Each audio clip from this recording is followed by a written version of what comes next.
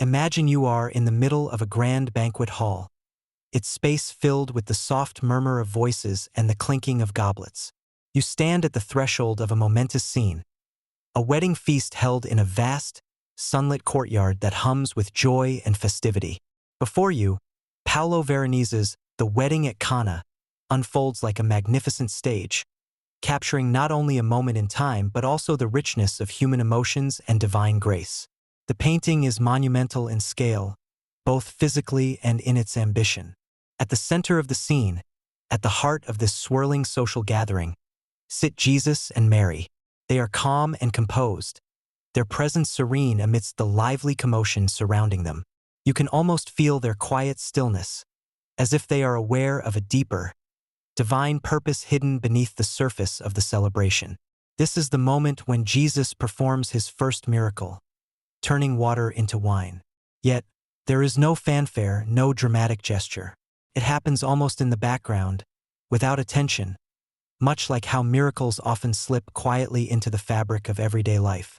The crowd is immense, filling the space with an energy that is both joyous and chaotic.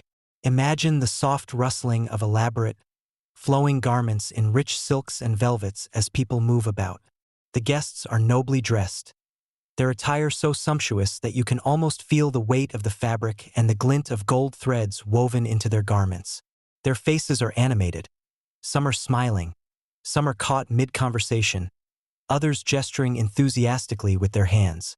Each individual seems to have their own story, their own place in this grand tapestry of life. To the left of Jesus, a group of musicians is seated, playing lutes and violins. The music they play is light and merry, their faces expressing the joy of the occasion. You can sense the rhythm of their music vibrating through the air, lifting the spirits of everyone around. The laughter of the guests mixes with the music, creating an atmosphere of celebration that seems to ripple outward, filling every corner of the canvas. The architecture surrounding the feast is grand and awe-inspiring, reminiscent of the Renaissance. Imagine tall marble columns that rise like great trees toward the sky, and between them, open arches that allow golden sunlight to flood in. The sky above is a soft, powdery blue, scattered with a few wispy clouds, giving the whole scene a sense of openness and light.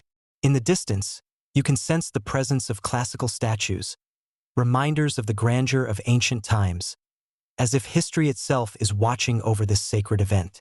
There is an abundance of food and drink, platter after platter of fruits, meats, bread, and wine. You can almost taste the sweetness of ripe grapes and feel the coolness of the wine as it's poured from gilded pitchers. Servants bustle about, discreet yet ever-present, making sure every guest is well-fed and content. In one corner, a servant pours water into large stone jars, and though you can't see it, you know that this is the moment when the water transforms into wine. Jesus' quiet miracle, a gift to the newlyweds and a sign of greater things to come. As you take in the scene, what stands out most is the sheer life and movement in the painting.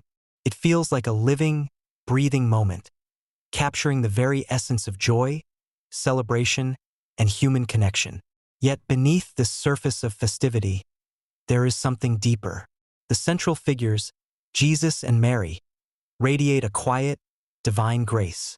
While everyone else is caught up in the excitement of the feast, they are calm and composed, as if they are watching the event unfold from a place of timeless wisdom. It is in this subtle contrast that Veronese reveals the painting's spiritual depth.